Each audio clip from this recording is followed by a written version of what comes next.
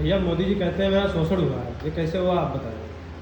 देखिए, अगर इस मुद्दे पे हम लोग आए तो हमें जी। थोड़ा सा पीछे जाना पड़ेगा। जी। मोदी जी का जन्म हुआ है 17 सितंबर 1950 को। जी। ठीक है। मोदी कम्युनिटी में, मतलब जो गुजरात में तेली समुदाय कह सकते हैं, जी। उससे आते हैं।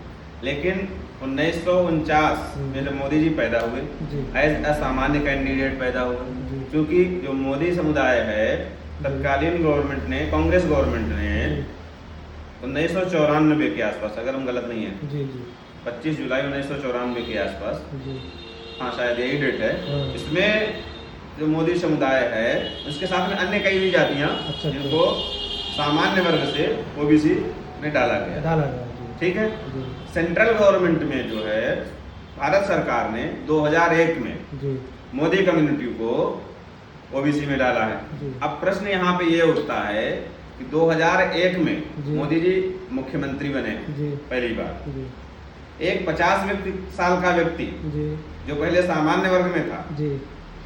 1994 में ओबीसी में आया। जी। इसका मतलब मोदी जी का कहना कि मेरा शोषण हुआ है, इसका मतलब सामान्य वर्ग का शोषण हुआ है। जी। जी। ओबीसी समुदाय का तो नहीं हुआ, क्योंकि जन्म से तो मोदी जी सामान्य वर्ग में आते थे। तो एक सामान्य वर्ग का शोषण हुआ है, या दलित समाज का शोषण हुआ है, या ओबीसी का शोषण हुआ है। ये बात जो है संपूर्ण भारत को, भारत की जनता को मोदी जी से पूछना चाहिए कि जब आप मंचों से हाथ उठा के चिल्लाते हैं कि मैं अति पिछड़ा वर्ग में हूँ या पिछड़ा वर्ग में हूँ, मेरा बचपन में शोषण हुआ है, तो किस आधार पे हुआ है? सामान्य वर्ग के कैंडिडेट के आधार पे हुआ है, या ओबीसी के कैंडिडेट के आधार पे हुआ है, या मोदी पूरी कम्युनिटी का ही शोषण होता रहा?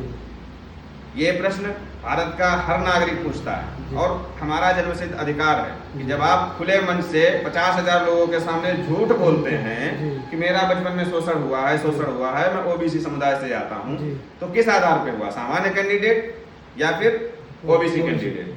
यदि सामान्य वर्ग के आधार पे हुआ है तो पूरे देश में इसका मतलब सामान्य वर्ग का भी शोषण होता रहा। जी। और आज आप पूरे सामान्य वर्ग को ही प्रश्न चिन्ह लगा रहे हैं कि ये एक बिना जांच किए कि ये वर्ग जो है पूरा शोषक वर्ग है। जी। ठीक है। हमारा हाथ जोड़ के विनम्र निवेदन ये है, जी।